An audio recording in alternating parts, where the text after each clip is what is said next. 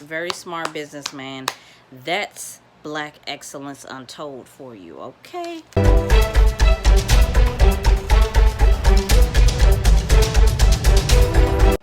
What it is, what it ain't, it's your girl Umbrella, and I am back with another video. Okay, I'm back to my usual setup, so you already know this is going to be one of my banger videos. This is another episode of Black Excellence Untold. This episode is going to be about the singer Sam Cooke. So if you're ready to get into this video, make sure you like, comment below, and subscribe to this channel for more videos just like this, for more Black Excellence Untold videos. All right, it's going down. Okay, so I recently did a video on the One Night in Miami. If you didn't see that, make sure you go see that, you know, and I purposefully didn't touch on certain things in Sam Cooke's life because I wanted to do a separate video, because Sam Cooke was one of the singers that my mom and dad played a lot in my childhood. A lot of his bangers, a lot of his hits, his beautiful soul, sweet music my mom and dad would play, and I remember that fondly as a child. So I definitely wanted to do a video separate from the video that I just did, because his voice is beautiful, and I did hear some things about his death that was mysterious, and I wanted to know more about that. I wanted to know what happened. So that's what we're gonna do in this video. We're gonna dive into his life, his career, and his tragic death. If you're ready, let's get into it, because I'm ready. Okay, are y'all ready? I'm ready. Sam Cooke was born January the 22nd, 1931. He was one of the youngest of 8 kids. His father was heavily involved in the church.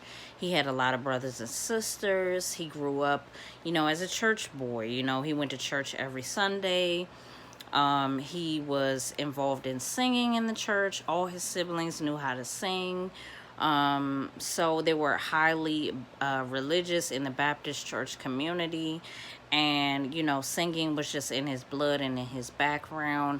In my research, he had a younger brother named L.C. Cooke, and he would talk to him and just be like, you know, when I get older, I don't want to do a 9-to-5 job. And it was crazy, because he was at the age of 6 when he said this, that, you know, he was at the age of 6 when he realized that, you know, if you just have a 9-to-5 job, you're just working for a paycheck, and it becomes a systematic thing. Like, you're always just working for a paycheck. You're never going to have enough money to, like, live and things like that. So the fact that he understood all that at a young age was crazy, and crazy cool, you know. He was before his time. And yeah, so he told his brother, like, look, I'm going to be a singer. I'm not going to have no 9-to-5 job. I'm going to make a bunch of money, and that's how I'm going to make my money. As he became a teenager, he started to break away from his brothers and sisters. He still went to church, of course, but he wanted to do his own thing. He always knew he wanted to do his own thing. So he actually had a group, and he was involved in the group, the Soul Stirrers, and they were his main inspiration for wanting to become a singer. So in 1948, the Soul Stirrers reached out to Sam Cooke, and they offered him a job. So he was going on tour with them and singing with them, and he did so for 6 years. After that 6-year tour life, he started to write his own music, and he wrote the song You Send Me, which was his first #1 hit, which made him a superstar. And then the hits just kept coming, you know what I'm saying? After that, the hits just kept coming. Some of his famous hits involve Twisting the Night Away, which I remember as a child. Chain Gang, I remember that one as well. You Send Me, Only 16, I remember that one. And Everybody Loves the Cha-Cha-Cha. Okay, so now we're gonna get a little bit into what I wanted to know, you know what I'm saying, about what happened, because literally a couple of months after his conversation with Malcolm X, Jim Brown, and Muhammad Ali, he ended up dead. The fight took place February the 25th, I believe, 1964. And Sam Cooke got killed December 11th, 1964. So literally within the same year, Sam Cooke ended up dead. And I just was like, what happened? So, as you know, if you watched that video that I did one night in Miami, they had that conversation. And like I said in that video, I feel like his conversation with Malcolm X about, being more of a leader in the black community, I feel like that led him to create the song Change Gonna Come, and several other songs that he created about, black people, and, about the struggle of being black and just wanting things to be better. So it's kind of odd that as soon as he does, create this album, his last album, and as soon as he starts to do groundbreaking things, like, he ends up dead not too long after that. It's almost like back in the 60s, if you were black and you had something to say and you stood on that, especially about black issues, you ended up dead soon after that. And this was coming at a pivotal time in the black community.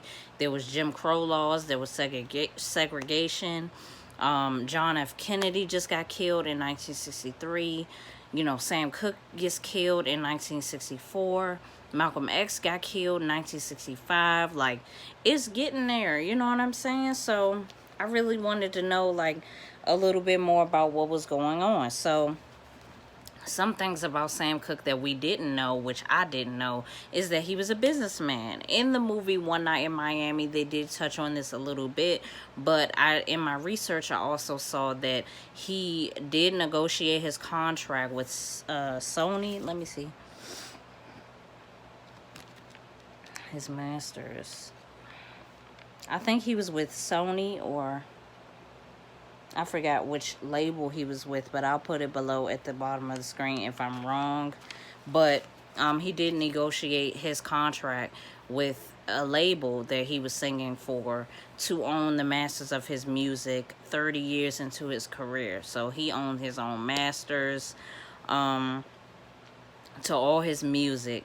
And he had his own publishing company for his music, as well as having his own record label. And he was a songwriter. So he was getting money from artists that needed him to write songs and everything. So he was a very wealthy man up to the time of his death. He became very, very wealthy, and he was a very good businessman.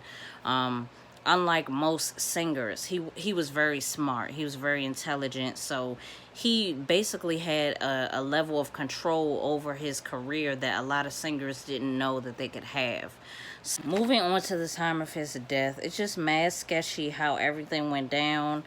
I did hear, before I did research on this, I did hear a long time ago that, I think my mom told me that he was accused of raping some lady or some girl or whatever, and someone shot him and he ended up dead. And I was just like, how could somebody with such a sweet voice end up getting shot and be, it just doesn't make any sense. Like, the point of views are only coming from the hotel manager, and she's the one that shot and killed him, and the lady that he was with that night, that she's claiming that he attempted to rape her, or he raped her, or whatever.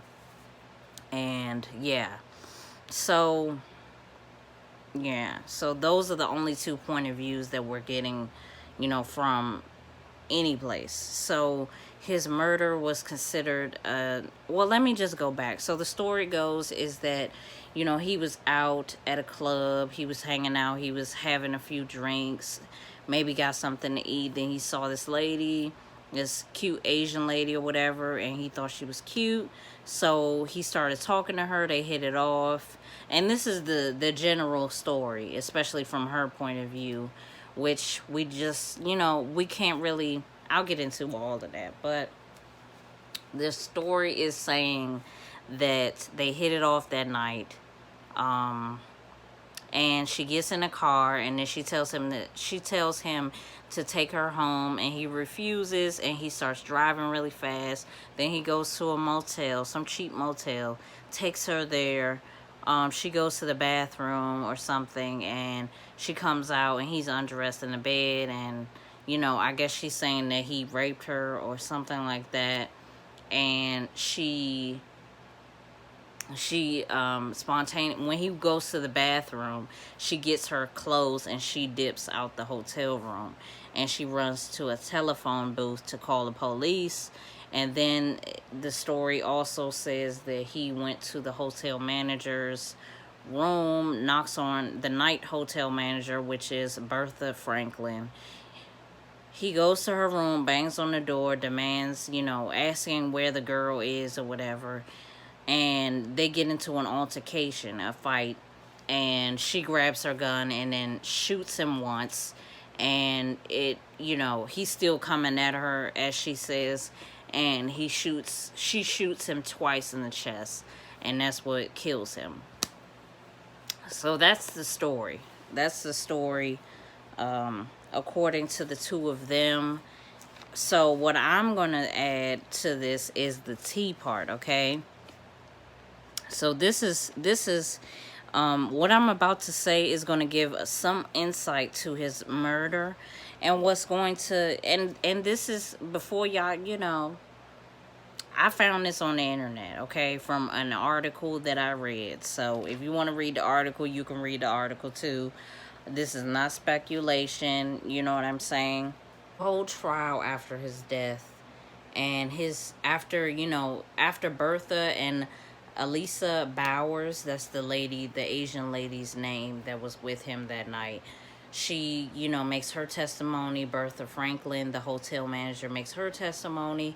And then the whole thing is ruled a justifiable homicide because it was rape involved and an altercation, apparently. I just don't think they did a good investigation at all. I don't think they examined the crime scene for any kind of semen, like they had sex or anything like that. I feel like, especially when rape is involved, you have to, there has to be a rape kit. There has to be measures that you have to take to prove that there was a rape in the first place.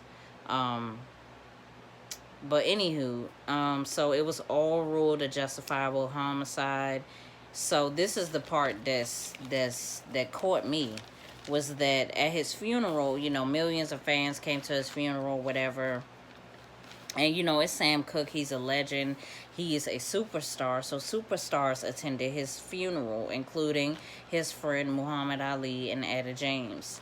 So Etta James and Muhammad Ali came to his funeral, and they saw that his body was badly beaten. And that is something that we didn't know about Sam Cooke's, I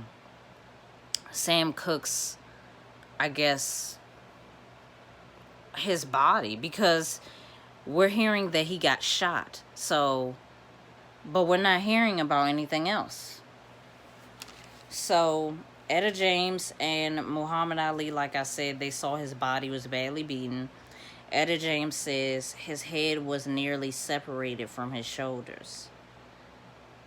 His hands were broken and crushed, and his nose was mangled. That's what Etta James said. And she ain't got no reason to lie, okay? Etta James is a firecracker. She ain't got no reason to lie about nothing.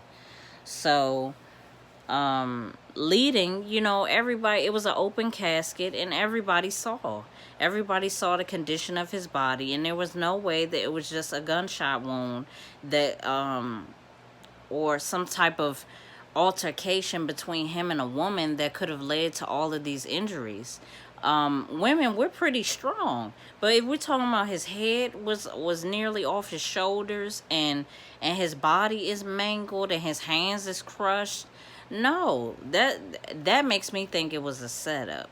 I think that Elisa Bowers set him up. I think it was some men involved, that may have had a hidden agenda against Sam or something, and they just set him up. They told Elisa because they knew he probably had a type, because she kind of reminds or has an essence of his ex-wife. Um, I think that they set him up. They made her come to that club knowing that he would be attracted to her. And I think it was like an attempted robbery. And I feel like he fought. He was fighting. And I do feel like the manager shot him. But I feel like she was involved in it as well. So I don't know, but I just feel like it was a setup. So Elisa Bowers is the one that he was with that night. She claims that he attempted to rape her, yada, yada, yada. So a year later after that, she gets arrested for prostitution. She's a hoe. I knew she was a hoe. Stop. Stop. I knew she was a hoe.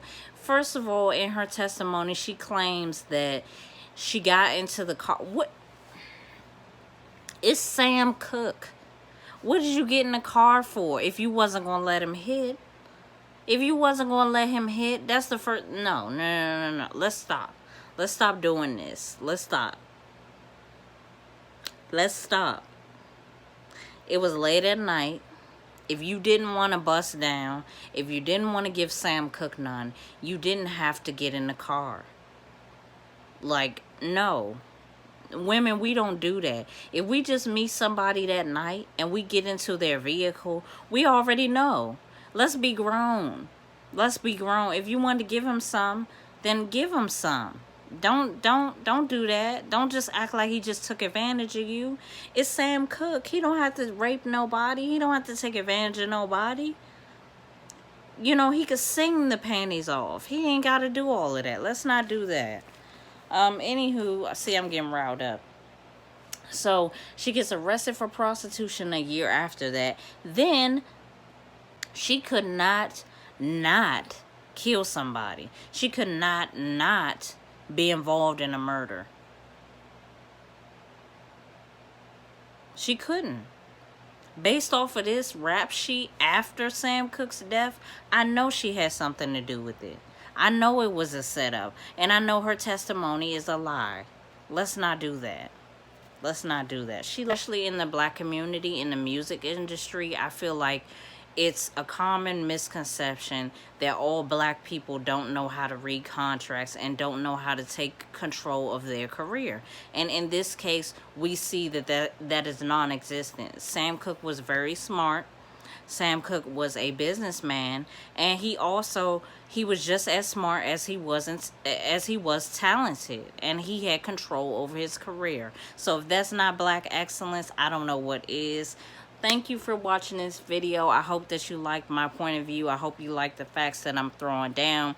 Just remember that in every episode of this Black Excellence Untold, I do research. So if you want to go click the links below, you can see the research that I found, so that you know that I'm not just making this up, because some people like to come on my videos and just trying to like G-check me like I'm just like this is top of the dome. I am giving my opinion, but I'm also doing research, okay? So you can do research as well. You know what I'm saying? But this is the way it is. So I just wanted to say thank you guys for watching. Make sure you like, make sure you comment below, because this is a fire video. Comment below and subscribe to this video. Why aren't you subscribed? Subscribe to this channel. I'm doing things on YouTube that a lot of people are not doing. I'm talking about history, black history at that. Let's do this. Let's make it poppin'. My birthday is coming up. My birthday is in 4 days, May the 11th. Show me some love. You know what I'm saying. Subscribe to my channel, and I'll see you in the next one. Bye.